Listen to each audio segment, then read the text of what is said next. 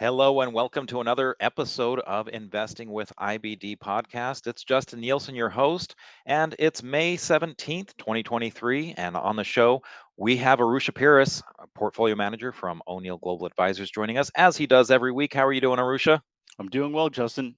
Excellent, excellent. And fresh off the big CMT event that was just recently celebrating a big anniversary, we have David Lundgren joining the show. Now, David is a portfolio manager over at MOTR Capital, and he is also for the CMT Association. He does a podcast called Fill the Gap. So it's great to have David here. He's going to be talking about some of the things that he's learned over the years. Of course, he is a CMT like Arusha. And how are you doing there, David? I'm doing excellent, Justin. Thanks for having me on the podcast. Great to see you, Arusha. It's been an honor. This is an honor for me to be here. I've been a follower of William O'Neill's work. I used to get the Daily Graphs books way back when, and I've been a follower ever since. I think I've read that How to Make Money in Stocks 10 times. My younger son has it, and he's got it all dog-eared and everything else now. So he's probably read it 10 times already as well. So his influence continues to this day. What was the color of the first one that you read? Oh boy! Because now we have the white, the red, the blue, and the orange and the green. So I think it was the white one.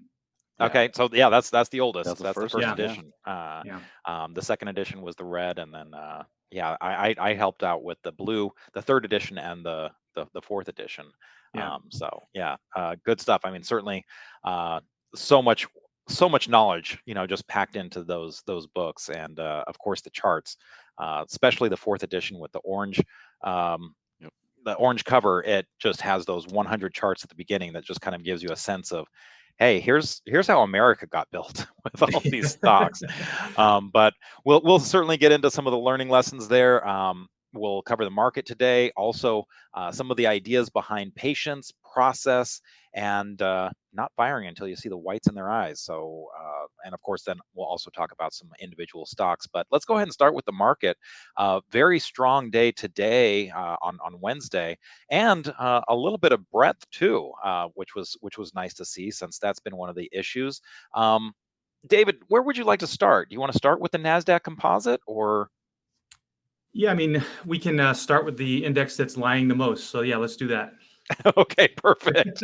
Yeah, so the NASDAQ composite, of course, again, here we are at highs for 2023, climbing back after a bear market in 2022, and all the moving averages are kind of in line, and we're above those. So what could go wrong here? Well, I mean, if this is all you were looking at, then you should absolutely be long with the idea that we're about to start a new cyclical bull market. And I'm not saying we're not. There's just a lot of things that you don't see that are going on beneath the surface that you don't see by just looking at the NASDAQ 100. But when you equally weight the performance of the tech sector, it's actually, out of the 11 sectors, it's the sixth best sector. So this is the best index without question. But in terms of sectors equally weighted, so you strip out the cap bias, it's only the sixth best sector. So there's a lot of disconnect going on beneath the surface, and it just comes down to, it's not to say that this can't continue higher. It's just to say that if it does continue higher, just be mindful that the generals are marching up the hill and the troops are still back at the camp drinking coffee. not the usual case. Yeah. So again, it's one of those things where you might be finding a disconnect with your portfolio, because if you're not in the right stocks, you're not getting this type of action. That's right. Yeah. So David, what is, if this is number 6, what is number 1 on? So yeah, I mean, that's actually part of the good news is there's a, the way I've been phrasing it lately is that there's just too many good things to happen. I mean, there's too many good things happening to not have long exposure. There's also too many bad things happening to not have short exposure. So you really should have both on. And I think if you look at the market, I mean, we've been kind of oscillating around 39.50 since May of last year. So we've been in a range for a year. We've been in a bear market internally for 2 years. But the point is, we've been in a range for a year. So that means that there's a lot of good things happening, and there's a lot of bad things.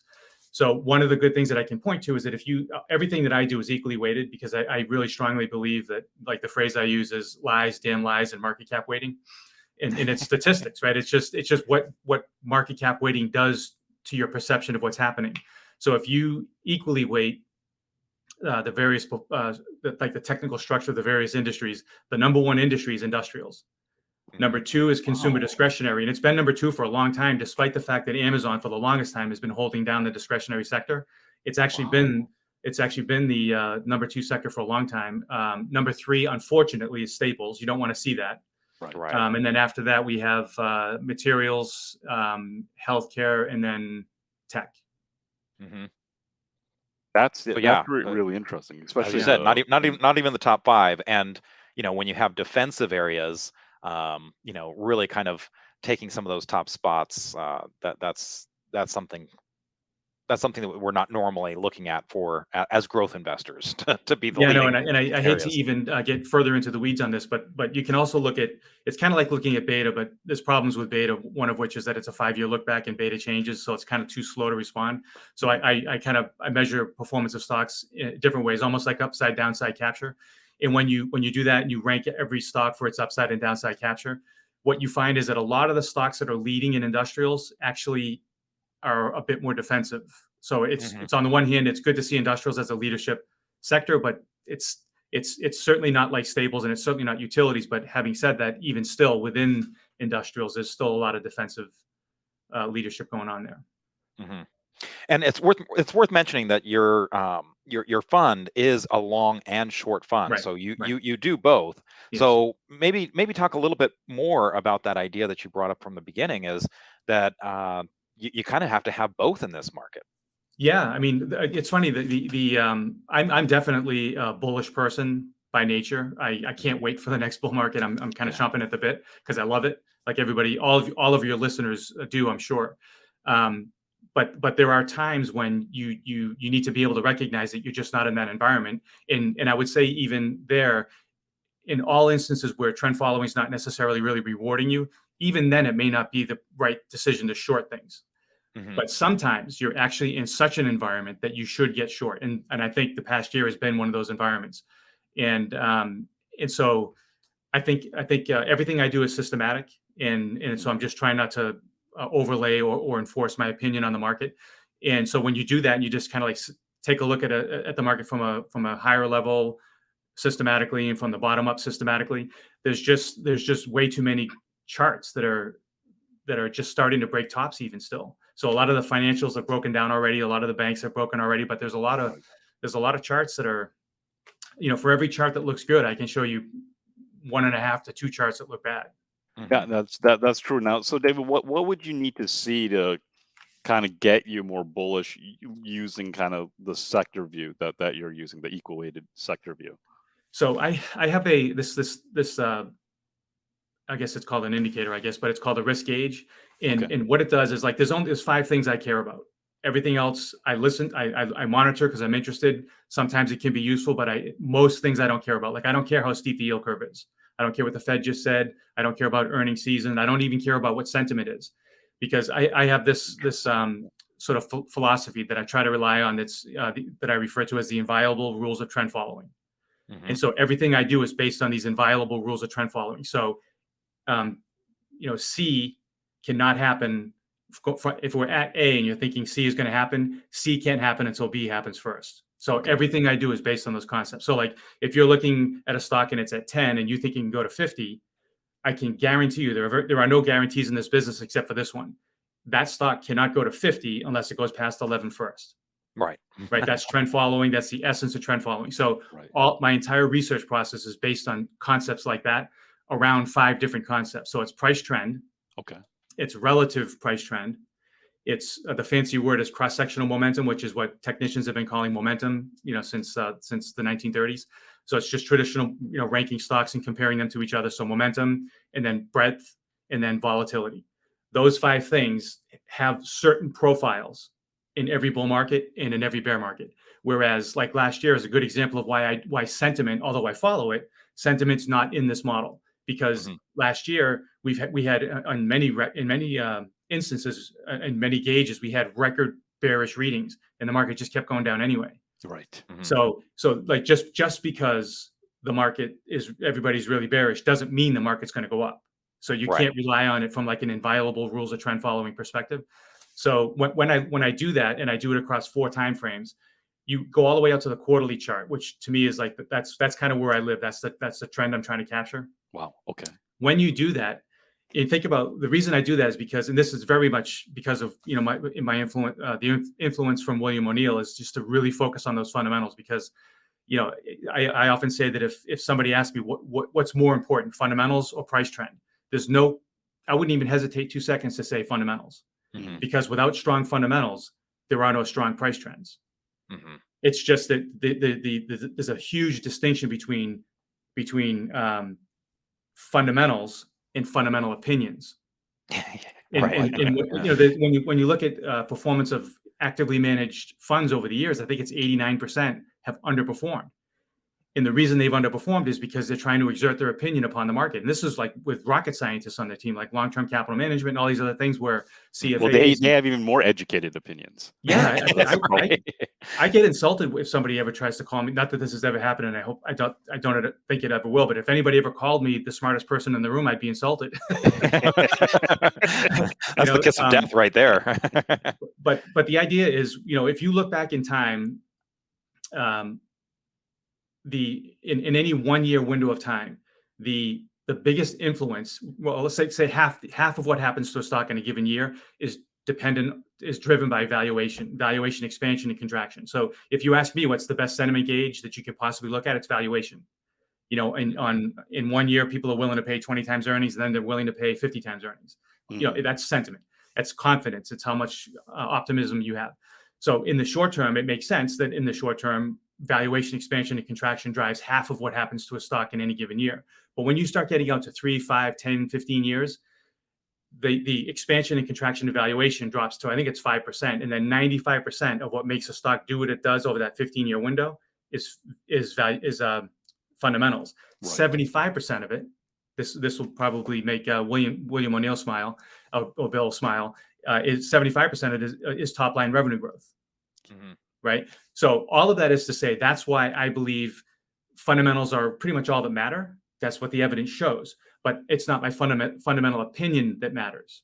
It's the market's opinion of the fundamentals that matter, which is a long way to kind of get around to your original question, Arusha. It was so long ago, I think it was Arusha that asked it. It might have been. But this is why I focus on that quarterly chart, because ultimately that's the one that's driven by fundamentals.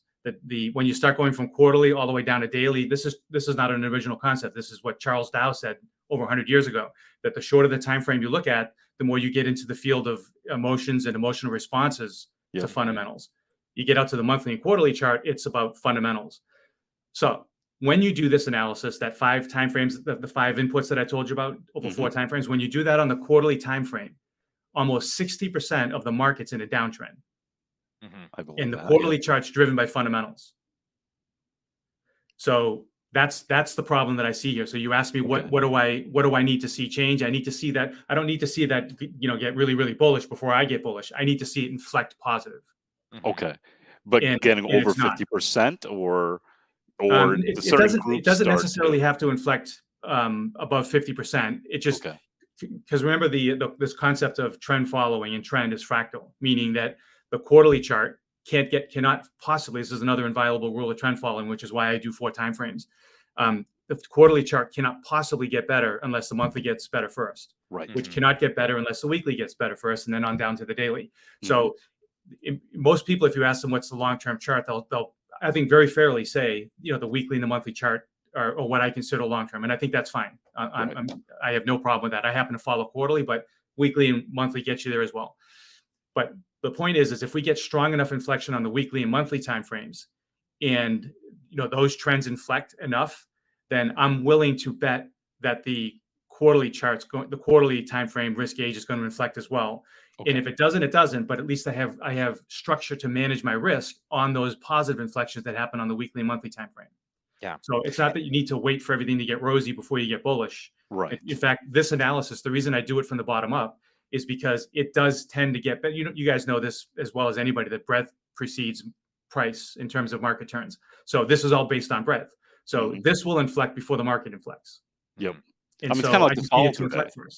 I mean, Yeah, it's yeah, kind yeah, of like exactly. today. Like You'll volatility. have some groups working. Not everything's working, but you're seeing kind of that breadth start to increase, more breakouts coming, and getting more reasons to get pulled into the market. Exactly. You Yeah. know, one of the things that I want to stress as well is I really try to avoid, timing the market, like being bullish and bearish and changing my exposures based on that. I try to be as Mhm. systematic about it as possible. But even in environments like this, where I have very low gross exposure, because that's the kind of environment we're in, I have longs, I have shorts. It nets out to about 20% net long. Okay. But the way I gross down the long side of the book is I don't take on fewer positions. I still have, in a very strong bull market, I'll probably have 35 to 45 names on. Today, even though I have roughly 40% long exposure, I still have 40 names on. Okay. So when the market inflects positive, all I need to do is cover my shorts if I haven't already, and then just gross up my long book, and I'm already long when I want to be long for the next bull market, as opposed to, okay, we just inflected, now what do I buy? So Right. I'm constantly, constantly upgrading the long side of the book, so that when the market does inflect, and it absolutely will inflect positive eventually, I'm already long when I want to be long. Mhm. Mhm. I just need to gross it up. Right. And I guess that's been one of the frustrating things about this market is that we've had a few of the what looked like we were starting to trend on the short term, but it just hasn't lasted. I mean, even in 2022, sure, you could point to some really strong rallies that lasted up until the 200-day moving average line, Yeah. got turned away right there, and again, it was kind of that lasting component of it that we just didn't have, and that's probably been one of the more frustrating things of 2023. Is I feel like that time frame has gotten even shorter. So David, for the 40 stocks that you'll have, those are still, they're mainly screened by fundamentals, right? And Um, or is it they're not, but so the names that I have right now, I'm almost positive that if and when the market does inflect, not all of them are going to survive, because I'll get pushed down by Oh, other that's things doing so better. interesting. Yeah, yeah, But yeah, the yeah, point yeah. is that um, they're all horses at the right starting gate. And when the Okay. race starts, obviously, Somewhat. this is what's great about trend following versus you know, I guess the way I'd say it is that trend following is a lot like betting at the horse track, Mhm. except with the exception that you can actually wait for the race to get started and figure out who's winning, and then place your bets. Yeah. And then you can also Oh, even change. wow. Change You your can bet. actually change Yeah, I was horses going to in the say Yeah, race changing too. your bets is even the best part, right? I like What's that that? a lot. That's really good. Yeah, I always Yeah. think of changing your bet as being the Yeah, you best can part. actually change horses midstream. Yeah, right, exactly. Yeah. That's great. Yeah. So just real quickly before we kind of wrap up this section, you mentioned that volatility was one of the components that you were looking at. Um, what kind of aspect are you using there? Are you looking at an overall volatility measure like the VIX, or is that something more specific to the individual stock like the ATR, or what is it that you're looking at there? Yeah, it's the average true range, Hmm. Mhm. but I break it down into good volatility and bad volatility. So good volatility is obviously if you're long and it goes up a lot. A lot of volatility products will ding you if you Right. go up a lot, right? Which is a problem. So I break it down into good volatility and bad volatility, and then Hmm. I also measure if the volatility is going up, increasing or decreasing, and then I also measure if it's above average versus below average. So you have these sort of like three metrics. So ideally, what you're looking for is below average volume that's falling, and it's good volatility, right? Hmm. So I do that for every stock in the 2,500 stock universe that I monitor. Wow. And right now, I mean, it's the biggest bucket is, let's see here. Yeah, so 78% of the volatility is below average, 88% is falling, and 41% is good, meaning 59% is bad volatility, meaning that more volatility is being experienced on the downside than on the upside. Yeah, that Hmm. makes sense. I mean, So it's yeah. when again, but so one of the things I was going to say about last year that I thought was interesting was, remember I talked about those risk gauges. I measure them in 4 time frames: daily, weekly, monthly, and quarterly. And Right. so during the bear market, the weekly and monthly time frames were down and risk off. meaning we're in a full on bear market Right. in the weekly, monthly timeframes, which remember is most people's long-term chart. These are still fundamentally driven. So we're in risk off. And so as we had those big 12, 18% rallies Yes. in 2022, the daily time frame of that gauge went all the way to risk on. As you can imagine, it would. It went right to the 200-day Right. average. Right. And despite getting that magnitude of rally, the weekly and monthly time frame stayed in risk off. Yeah, I can see that. Yeah, go. Right. Well, I mean, you can almost you'll use like the 200-day moving average, right? Exactly.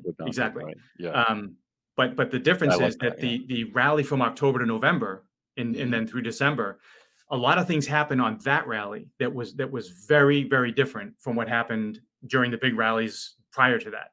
The most important one, I think, was the momentum crash, which is it's a bit of a rabbit hole of a conversation, but it essentially means that if you think about factors, whenever you hear somebody say the phrase factor, just think about a hedge fund, and the factor or the hedge fund is long the best of something, and it's always short the worst of something, always, regardless of what's happening in the market. So in the case of momentum, it's long what's outperforming, and it's short what's underperforming.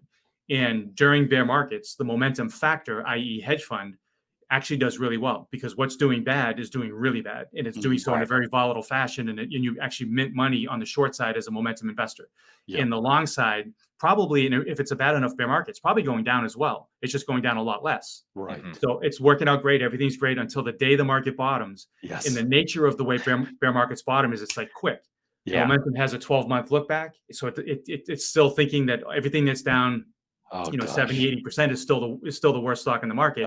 But they can go up 30-40% and still be in the bottom decile momentum looking back a year. So you end up with this momentum crash. Those momentum crashes happen when it's like whenever you hear the phrase, or if you hear somebody talking about momentum crashing, that's very bullish for the market. It probably means the market bottomed, but it's really bearish for the momentum factor. And we've experienced that now for a year, because the momentum factor has been kind of like all over the place, and trend following has been all over the place. That's because the market's trying to figure out where the leadership is, but it'll figure it out. And, we just need to be patient and, keep our bullets, keep our ammunition dry, and just kind of wait until we see the whites of their eyes, if you will. Okay. And to that end, on our next segment, we're going to go ahead and talk a little bit more about this whole process, and also why it pays to be patient, and when is the right time to be trading, what kind of thinking you have to have. So stay tuned. We'll be right back. The Direction Hydrogen ETF offers exposure to the top 30 pure-play hydrogen economy companies by largest market capitalization, leading the way towards net zero emissions by providing more accessible, efficient, sustainable solutions across 5 hydrogen-related subthemes. With clean hydrogen-based energy expected to grow 5 times in the next 30 years, companies building hydrogen-related businesses to generate power, heating, transportation, and more will likely thrive. Welcome back to the Investing with IBD podcast. It's Justin Nielsen, your host, along with Arusha Paris, who joins me every week. He's one of the portfolio managers over at O'Neill Global Advisors. And on the show this week, we've got David Lundgren. He is a CMT. He is a podcast host of the Fill the Gap podcast from the CMT Association, and also a portfolio manager at MOTR Capital. So, David, you threw a lot of different things for us to look at, but maybe it's time to kind of see some visuals of exactly what you're talking about, and of those components that you look at, your main rules. Let's talk a little bit about the breadth, and maybe we can show a visual of that for the folks that are watching this on video, and that's always available at investors.com/podcast. So tell me what we're seeing here. Yeah, so on the left we have the S&P 500, and you can see the green box and the red box. These are the ranges that are pretty much, they define trend, and you really can't get too bearish unless you get below the green box, or too bullish unless you get above the red box. And so even the Nasdaq's not above its own red box. It's not featured here, but it's still below there. And the picture on the right is the value line geometric average, and that's an equally weighted index that has about I guess it's about 1,500 stocks in it. And what you can see is during the decline from last year, they pretty much moved in lockstep with each other, right up until the moment the banking crisis actually started. So the banking crisis started on March 7th. So if we measure everything from March 6th, we can see that both the value line average and the S&P went down into the green box as a result of the banking crisis. But if all you're looking at is the S&P 500, you can now see that we're now back to overbought, and it looks like not only are we overbought, but we're actually above where we were the day before Silicon Valley went bust. So it looks like we dodged the banking crisis bullet, which would be, if you're looking at this alone, that would be a fair assessment. But if you look at the value line average, which is again equally weighted in telling you what the average stock is doing, we're still oversold. We're nowhere near above where we were before the banking crisis started. And actually, if you look at what's actually happened since the 6th of March, there's only 3 sectors that are up on average. And I think I could probably win a bet in a bar if I ask this question, but unfortunately, the 3 sectors are utilities, healthcare, and staples. Yep. Everything else, and I stress everything else, including tech, the average tech stock is below its March 6th low. And what's even worse is if you look at the market there, the S&P, it bottomed on March 13th. Since the market bottomed on March 13th and ran all the way across the range, it got back to overbought. Since that bottom, the average bank stock has dropped an additional 15%.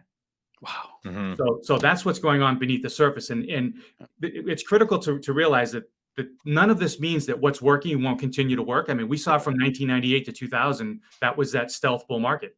Yep. That was the old economy versus new economy. Maybe the bull market going forward will be all driven by AI related stocks. It's possible. You have to keep an open mind. But what it is saying is that in this environment, it's not just the opportunity set's not just long. There's still shorts to be had. And unfortunately there's a lot of them. And as I said, the average tech stock is down about almost 6% since March 6th. Yeah. And I feel like in a normal environment, you kind of have these more in line with each other. This divergence is not the norm. I mean, certainly, ideally, when things are going up, it's kind of like everything's going up, and it's a lot more forgiving because yeah, I'm doing good, but everything's doing good. It's kind of like you don't have to be a genius to pick a stock. Darts do a pretty good job, but in this market, I mean, I guess it's that classic line of stock pickers market, because if you're not in the right stocks, you're not having a good time. Yeah, there's it's always a stock pickers market. Even in a bull market, it's still a stock pickers market, because that's actually, to me, if you ask me, if the S&P continues higher, driven by a handful of stocks, and everything stays down, everything else stays lower, that's a pretty easy market because you know exactly what to buy. I mean, it's like buy these 20 stocks. But if we actually go into a robust bull market, that's actually harder. I mean, you're almost a kid in a candy store at that point, right? Because you're exactly. You're like everything's going up, and like, how to figure out? That doesn't make a lot of sense. I mean, it's almost it's funny because it almost seems like both. It just depends. Like if you are in these AI stocks, you have every right to be bullish, right? Even though it's a narrow type of market. But if you're bearish because you see all these other stocks collapsing, it's like it's an environment where you can have both parties right. It doesn't have to be either or in this case. Yeah, it's actually the quote on this page from my website says this condition reminds me of F. Scott Fitzgerald's quote: "The test of the first-rate intelligence is the ability to hold 2 opposed ideas in the mind at the same time and still retain the ability to function." Right? That's what this is all about. And so you can puzzle about it, you can be confused about it. That's all fine, and I'm not saying that that's a bad thing. But at the end of the day, if you actually just kind of step back, what it's actually saying is, if this is trend following, well, we follow trends. Well, where are the trends? Well, they happen to be in both directions. Well, what should you do? Well, you should do both. It's a hedge fund after all. But I will say this too, though, that the rally that happened off the October bottom was, as I said earlier, was distinctly different, importantly different from what happened during all the other rallies during 2022, indicating that whatever the market was concerned about during 2022, the lows in October fully discounted it, and the market was looking forward and it liked what it saw. So with that being a backdrop, in the fact that the market was down about 25%, whenever the market's down 25%, you do one of two things from there. You either bottom, base out, and then go into your next cyclical bull market, or you go down another 20% in a crisis mode. So what we've had so far up till now has been a cyclical bear market. I wouldn't deem this as being a crisis bear market like 2008, 2009, that kind of thing. So whenever we get this far down in the market, I'm always looking for short ideas, but I'm also mindful of the idea that we're probably close to done. Right. And the fact that we had the magnitude and quality of rally that we had last year off the lows tells me that the market was looking forward and it likes what it sees. Since then, of course, we've had this banking crisis, and as you can see, both indices are holding above support, despite the fact, think about this, despite the fact that the 3 of the 4 largest bank failures in U.S. history have happened in the last couple months, and we're still above support. You can't ignore that, right? So put all that together, and what do I think? I think we're probably going to bottom. I think my risk gauges are probably going to inflect higher, and I'm probably going to cover all my shorts, and I'm just probably going to gross up my long book. But I'm not really in the forecasting business. I'm in the reacting business, and right now I don't have anything to react to from what I currently have on. Let's talk about this a little bit more in terms of this forward-looking kind of idea that the market does, and this is kind of the whole concept behind trend following, is that we want to be on the right side of that, and sometimes it does require patience, because just because you bottomed, as you said, doesn't mean you're going up immediately. You could be basing out, and we've seen that a number of times. The bottom, there's the V-shaped bottoms, which they act one way, but then there's the bottoms that happen, and you kind of drag on for a little bit before you really start going. So maybe you could talk a little bit about the mindset that you have to have in order to remain patient during those times. Yeah, I think this is a critical concept. And when at our last CMT symposium, I had the great opportunity and fortune to interview Jerry Parker, who's one of the few turtle traders who came out of that whole experiment, with a great track record. And the whole point was that I could have had him on the stage in front of a bunch of CMTs, 350 technically minded investors, and asked him questions about his process, and does he buy the 200-day breakout or the 213-day breakout, just to try to get the edge on what he does. But the truth of the matter is that none of that, it's like you can't make money unless the process works. But just because you have a good process doesn't mean you're going to be able to make money. And his experience is case in point. He was, back in the early 80s, he was one of 20 turtles. They were all taught the same exact breakout system, risk management. They all traded the same instruments. They traded in the same office. And they were all taught by the same exact legend of trend following. So if there ever was a situation where you were going to have a tailwind to start your career in trend following, go on over the next 40 years and crush it, that was it. But how come nobody asks, well, if that's true, then why did only 3 or so turtles actually do really well? I mean, if it's just signal, and if it's just risk management, it's not just that.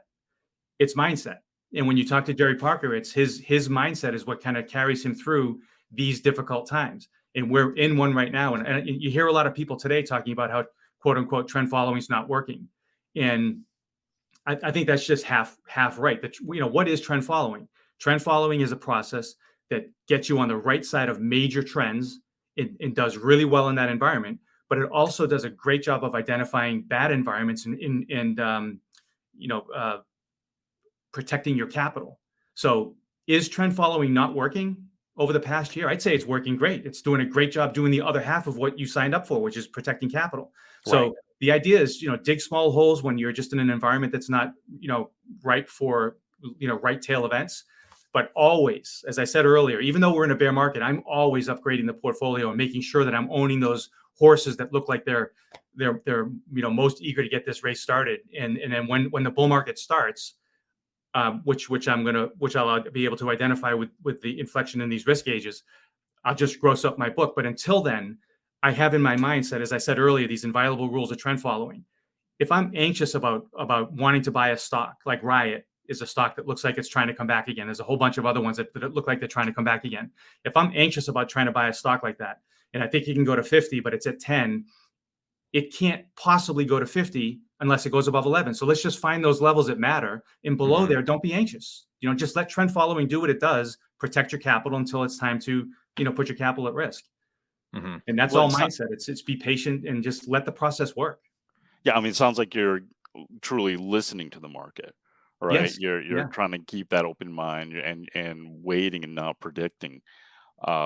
which is, I mean, and it makes a lot of sense that when Jerry Parker, when you interviewed him, that only 3 of the 20 were able to make big money, because human nature messes everyone up, and from following that plan, right?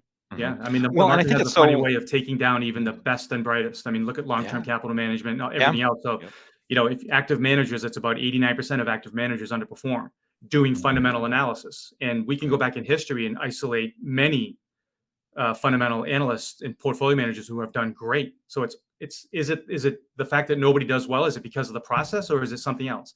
I'd say it's probably something else, and it's the baggage we bring to the table as investors that kind of gets in our way of executing a process that works. Well, let's use this example that you just kind of came up with. So you've got a stock, and it doesn't have to be Riot. It could be XYZ stock, the favorite stock of everyone. You think it's going to 50. Your indicators are kind of showing that, the trend and everything. But that there's this critical level. So do you think that it's that people are, it's a $10 stock, and you should be waiting until it gets to 11? Is it that too many people are buying it at 10 and not waiting, or are they maybe misidentifying where they should be buying it? What do you think is the biggest problem? I think it starts with expectations. I think that people, when they buy a stock, they expect it to work. And that is so opposite of the truth of trend following. Over a full cycle, you're really, really good at this if half of your trades make money. And if you're in a bear market, you're probably doing really well if 30% make money, right? And you're doing even better in a bull market, 80%, 90% make money, and you think you're a genius, right?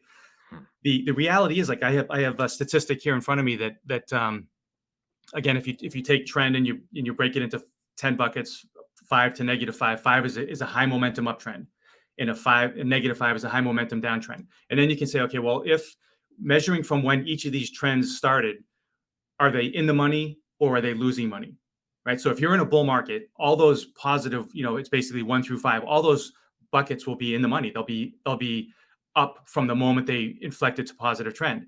And if you're in a bull market, anything that's in a downtrend is probably going to be up as well. That's telling you that whatever's breaking down is not going down, right? That's the proverbial bear trap, et cetera. But if you look at the numbers today, first of all, 50% roughly on the weekly chart, 50% of the market's in a downtrend. So again, that's pretty much, let's not ignore that. But when you look at all of the uptrends across, the 1 through 5, 56% of them are in the money. 44% of those breakouts have failed. Right? Then when you do the same analysis on the downside, -1 through -5, 94% of the stocks that are in a downtrend have gone down since they broke the level to put them in a downtrend. Wow, that's a bear market. Yeah. So knowing all this, that helps you manage your expectations. So like today was a big up day. I didn't have a great day today, but I had a bunch of these really bad days in 2022. But I stuck to my guns, and when the market got overbought, the models didn't inflect. I just increased my short exposure. And so we're, right now it's, if you do this analysis on the quarterly chart, as I said, it's almost 60% of the market on the quarterly chart is in a downtrend. So if you get overbought in that context, that's an overbought long-term fundamentally driven downtrend. Yeah.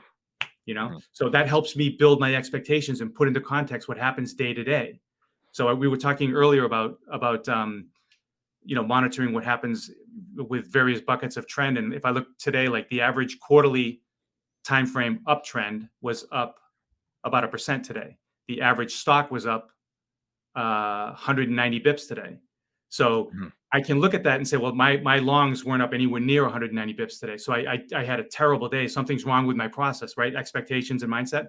But if I actually look and I see, all uptrends underperformed today.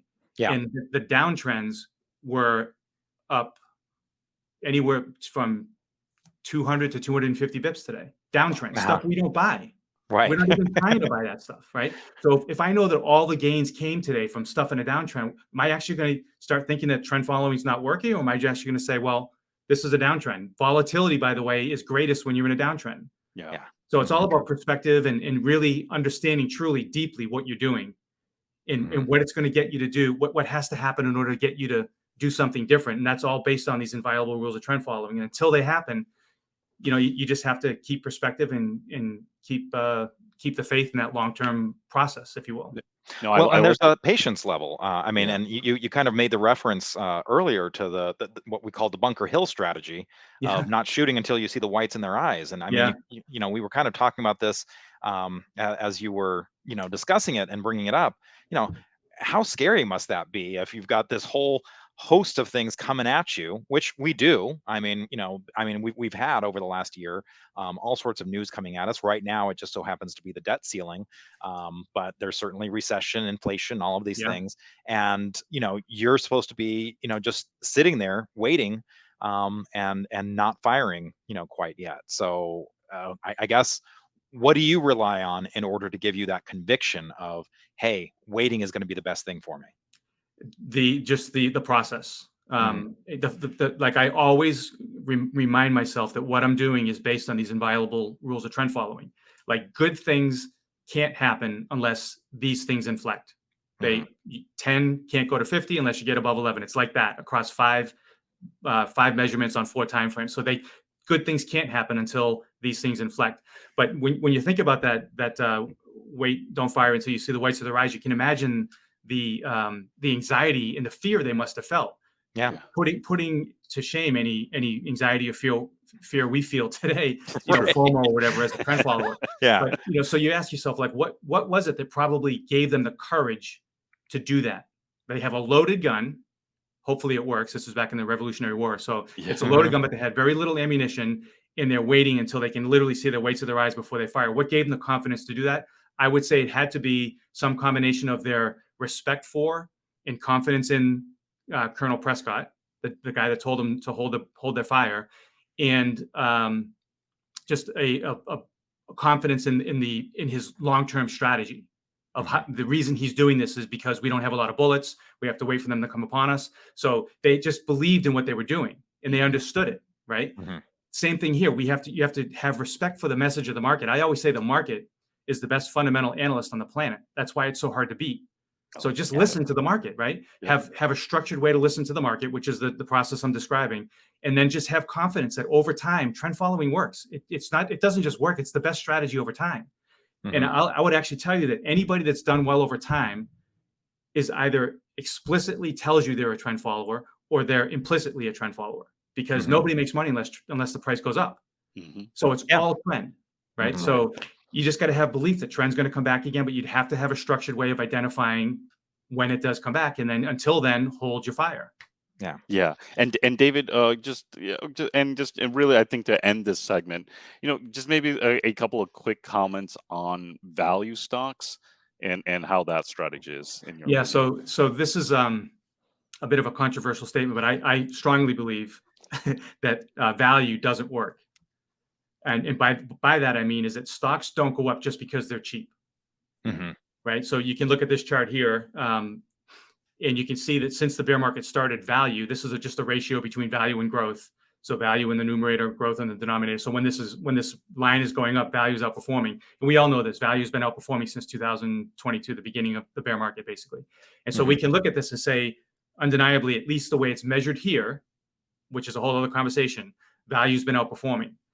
But what I always say is that value doesn't work. Like, stocks don't go up just because they're cheap. They need a growth catalyst to unlock that value opportunity. If there is no growth catalyst, then they just become value traps. And the opposite can be said of growth names too. Like William O'Neill has always said that valuation is not a good way to pick growth stocks, because growth stocks can keep going up even though they're quote unquote expensive. The reason they stop going up is not because they're expensive. They stop going up because the fundamentals inflect negative, right? So that's always what makes growth stocks go down and value stocks go up. So if you actually scroll down on this, Justin, on this page, what I did with this exercise here is I looked over the past year, this year in which value outperformed, and I just took the 1 year growth in revenues and I plotted that on the x-axis. And I took the 1 year change in price and I plotted that on the y-axis, and I created this scatter plot. And you can then create a best fit line, which is that red line. And if it's upward and sloping to the right, there's a positive correlation between top line revenue growth and price performance. So the top chart tells you that value is working, But I would say, as always, it's not value working. It's revenues are driving that inflection higher. And this shows that, revenues are always what matter. Yeah. Top line revenue growth, particularly over the long term, is what drives performance. And, as much as we can say value outperformed last year, it's still driven by revenue. Mm-hmm. Yeah. Well, that's a good place to end this segment. When we come back, we're going to talk about some of the stocks that are on your radar. So stay tuned, everyone. We'll be right back. The Direction Hydrogen ETF offers exposure to the top 30 pure-play hydrogen economy companies by largest market capitalization, leading the way towards net zero emissions by providing more accessible, efficient, sustainable solutions across 5 hydrogen-related subthemes. With clean hydrogen-based energy expected to grow 5 times in the next 30 years, companies building hydrogen-related businesses to generate power, heating, transportation, and more will likely thrive. Welcome back to the Investing with IBD podcast. It's Justin Nielsen here, along with Arusha Paris, and together we are chatting with David Lundgren, who is a portfolio manager over at MOTR Capital, also has his own podcast, Fill the Gap, which is something he does for the CMT Association. And, we just kind of learned a lot about his process, all of the things that he's looking at, and why he's not worried and actually kind of excited about the prospects going forward. So maybe you could start with a few stocks that are on your radar. And you mentioned already, you kind of teased Riot. So maybe we start there. What is it about Riot that is looking interesting to you? Yeah, so I wanted to bring this one up for a couple of reasons. One, because if you again reflect back on that inviolable rules of trend following, this stock has checked those boxes. So if you look at just the last swing high, you've got this double base in place. So this is a trend reversal by most measures. Obviously, you have a lot of overhead resistance still in the 20s, the mid 20s, but the volume has been, as if you go to the daily chart, you don't need to, but if you went to the daily chart, you'd see a nice pullback in the volume during this base. That looks like a nice flag pattern. So this, by all measures, is a stock that should be considered on the long side. But one of the things I want to bring up about this is that there's a tendency to lean back on the prior bull market's leadership and expecting it to lead in the current bull market. And the truth is, and I think might have been Arusha might have said that the work you've done says it's only 12% of stocks that led in the prior bull market lead in the next bull market. So we need to be mindful of that, right? So we don't need to forecast that. This stock has checked all the boxes that we need to check in that inviolable rules of trend following process. It's got a 98 relative strength rating. You can see the revenues have dropped off quite a bit, so that's not a positive here for sure. But having said that, the point is you don't need to forecast whether or not this will be leadership for the next 10 years. You don't need to even think like that ever on any stock. What you need to know is that this stock is in an uptrend as long as it holds above 8. That's what you need to know. And so the stat that I gave earlier, where something like 54% of the stocks that have broken into an uptrend, only 54% of them are still above where they were when they broke out. Be mindful of that. So how do you translate that into portfolio? Well, you should always be executing and always be buying charts that look like this no matter what. But when you're in an environment that's not conducive to follow through, which we can measure statistically, just make it smaller. Don't raise your stop. Don't make it tighter, because that's not trend following. Trend following, there's nothing wrong with the stock above 8. So don't put your stop at 10. That's not going to help you. Just position size it accordingly so that you have it positioned properly so that you can sit through a decline through 8 in what is not yet a bull market. So this is a good example of a stock that's broken the downtrend, all those inviolable rules of trend following. It ranks by most measures as an attractive stock, but it's the past bull market's leadership, and it was a doozy too. It was quite the bubble. This one fully participated. So don't be surprised, right? Expectations, mindset. Don't be surprised. Expect this stock to fail. Why? Because most stocks do fail. Most stocks are failing now, and then just go about your business. And if it fails, it's not going to destroy you. Yeah, right. And I like that expect stocks to fail. Yeah, right. Because you do have a risk management in place, so you have a plan to get out. And it's not going to be 100% fail, right? You're not going to be 100% wrong. You might be wrong a lot, especially in a bear market, but chances are you're not going to be 100% long if you are looking for stocks and uptrends. Right. Now, on the fundamental side here, as you mentioned, look, the revenues have dropped off, but there is, part of the stock is the whole blockchain. Yeah. We've been seeing, Bitcoin and Ethereum, kind of improving lately. So, how much of the story here do you put into your analysis, since this is something that doesn't have revenues? It doesn't, but I'm a student of the markets. I've studied the markets back 200 years, as far back as I can. So I love studying markets and cycles and what drove them and all the technology revolutions that drove cycle to cycle and things like that. So I'm a huge fan of it. It's just not in my inviolable rules of trend following, because none of that has to happen again, right? So, but having said that, how do I think about it? I'm mindful of the idea that what happened last year in 2021 in particular was comparable to what happened with the dot-com bubble, where most stocks did not come out of that alive. And so it's correct to believe that most of the stocks that went through this bear market that we just had will not come out alive. So that's a proper expectation. But that doesn't mean don't buy them, because if you had that mindset, you wouldn't have bought Amazon when it turned, like you see happening here, right? So it's not about forecasting or knowing or having this particular insight as to which one's going to make it versus not. It's about recognizing that this is structure that you can work with. Right. Very good. But Bitcoin is it looks fine to me. I think you can actually be long. I think that has structure that you can manage your risk with, and maybe go to 40,000 or 50,000. If that happens, this stock is going to do great. But one of the concepts we mentioned earlier was a momentum crash. And momentum crashes are all about things that were priced to go to zero in a bear market, doubling and tripling off the bottom because they're not going to zero. And many of them actually inflect trend and get you kind of to buy them. The problem being that the reason that they came off the bottom like that was because they weren't going out of business, not because they have a great 10 years ahead. So there's a risk of that being the case here, that that the stuff that lead off the bottom is usually the stuff that did the worst in the bear market.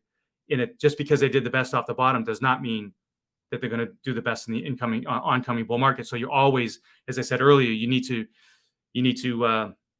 constantly be upgrading the portfolio, making sure that you're in the right stocks, and just be mindful that this is a stock that could easily be one of those, momentum crash participants, and don't be surprised if it fails.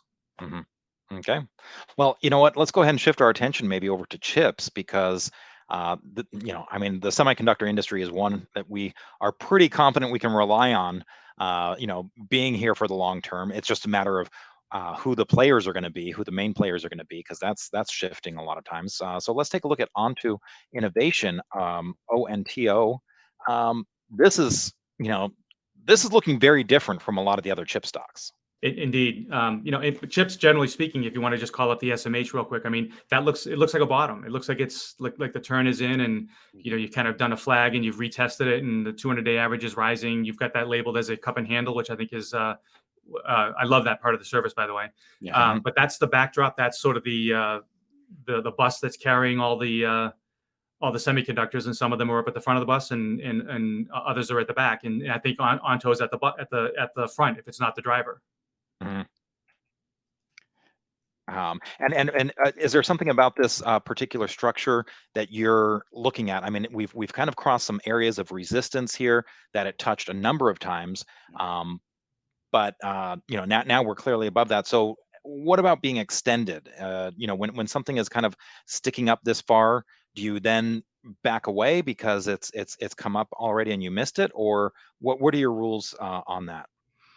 I do that. I have 4 setups. It's basically long 1, 2, 3, and 4. They're all great setups. They're just varying degrees of timeliness. So my preference is to buy long ones, which are stocks that it's very similar to what the way William O'Neill described it, and you guys to this day describe it, where you've just broken out of a base and you're not more than 10% removed from the point of breakout. Whether Onto is a long 1 or a long 2, which would be just recently broken out of a base, but you're up more than 10%. It looks like it's right on the border there. So I wouldn't qualify or characterize this as being extended necessarily, but I would say, remember that patterns that look just like this all year long have failed more often than not. So that doesn't mean don't do it, because you always have to execute the process. You can't just pick and choose when you're going to follow trend following. The way you deal with the fact that you're not sure, and when I say not sure, I don't mean like internally and you're nervous. I mean the data tells you to not be sure, because only 54% of the stocks that have broken out have actually made headway since they did that. So we're in that environment. So you should take a look at stocks like this, but size them appropriately for the possibility that it will fail. What I like about this one, though, is that there's very little overhead resistance. When stocks get into the new all-time high territory, there's, unlike Riot, which has all that resistance and people that may still own the stock, begging and pleading to get out even. Onto everybody that owns it is pretty much happy. Yeah. So for Onto here, were you using like an 89 as kind of the key resistance? So okay, now it's breaking above that. I mean, 89 kind of went through a number of bases there. Right. Okay. So you're using that, and then it's not super extended, but it is a little extended here. So you're going for a little bit smaller position. But I think one of the keys there that you're getting on, which is a really important concept, is you want to take those shots, take them smaller, because getting feedback from the market is the most important thing. Exactly. And maybe we could talk about more specifically, like, what do I mean by make it smaller? So every position that I put on, and this is most trend followers do something very similar, is I have a specific value at risk that I'm willing to risk per trade. In a bull market, it's 50 basis points. Okay. In a bear market, it's 10 or 15 basis points, because there's 80% of what you do in a bear market on the long side is going to lose money. You know that. So why would you risk 50 basis points on every trade? So it's more like it's the same stop. You can't raise your stop, because that undermines trend following. Just risk less. So it just, by risking 15 basis points instead of 50 with the same stop, it forces you to keep a smaller position. Yeah. That's how I do it. I like that. Yeah. And especially, again, when you know that the odds are not in your favor, you're just okay. Yeah, this is what I'm going to do to adjust in my portfolio. Yeah, but you can't look at this chart and not say and not buy it because you're concerned or you're worried or you're debt ceiling or whatever. You can't do that if you're going to be successful trend following. As I said, I own my full number of stocks that I want to own. I'm executing every single day. I also have a lot of cash and I also have a lot of shorts. But the idea is that when things inflect, I just need to gross up what I own. Right. How often do you rotate out of that? So if you have like 40 stocks, how often will you adjust those 40 stocks? So as you can imagine, it's environment dependent. So in an environment like this, my turnover actually is quite a bit higher. Okay. But when things start going, you can own stocks for 2 or 3 years. Yeah. Yeah, I was going to say that it does seem like we've suffered a little bit more from sector rotation, and it's like a constant, like where this is starting to look good, and as soon as it does, it rolls over, and the things that weren't looking good, the sectors start taking over, and then as soon as they start looking strong, so I mean, if you're using kind of like relative strength, it's just moving so quickly that by the time it gets strong enough to be on the relative strength leader, then it's done, kind of thing. So that's the nature of trend following. You can't fix that. You can't change it. You have to accept it. Expect it. So if you expect it and it happens, you're not freaking out about it. It happened and you expected it. So just move on. Well, you talked a little bit about this idea of the stocks that are kind of near their highs and don't have all this overhead resistance like Onto. Let's take a look at Casella Waste Systems, CWST. This is a stock that's already kind of at highs, and pollution control. It seemed like a lot of these pollution control stocks were appearing. Do you consider this a little bit more defensive, or is this a burgeoning area that we just need to be paying attention to? Well, it's defensive in the sense that it does have this recurring revenue stream kind of aspect to it. It's garbage, right? So right. Especially if you're down in Literally Washington, garbage. there's a lot of garbage. But look at the revenue stream. I mean, this is a fast growing company. So it's a combination of recurring revenue streams to a certain extent, but also strong revenue growth. But this I wanted to talk about this one because this is an example of what I said earlier about how industrials have been the number one or number two sector throughout this entire bear market. Actually, the relative performance on the XLI actually bottomed, I think, on the day that the S&P peaked and started the bear market. So industrials okay, have been that's outperforming interesting. throughout this whole thing. And when we went into the October lows and everything went, aggressively to the downside, when that happened, the industrials actually broke a 5-year relative performance downtrend. Wow. So those are the things that, while you're in a bear market, it's not like there's nothing to do. These are the things you want to watch for. So throughout this whole thing, industrials and consumer discretionary have actually retained, with the exception of energy, which was up at the top for a long time. It's now down. I think it's number 9. And probably the reason it's not 10 or 11 is because it's fighting for the bottom of the bucket with financials and real estate, which is Right. Yes, exactly. that's a nice fight if I ever saw one. But this is a stable company. I think you guys have beta on this. Yep. Yes, beta is 74.74. So this is an example of a low beta industrial that's outperforming. Yeah. But it also happens to have a nice growth profile. Yeah, And it and has you can no see it didn't overhead fall that resistance, much. so everybody that owns it's happy. Right. Yeah, you can see it didn't fall that much, which was making it easier to get back to those highs because Right. I mean, this last base was, I think, only 18% or something like that, and it was a Right. little bit deeper before that, but Right. certainly not the 70% plus of the Shopify's and Datadogs and so on. Right. You know what?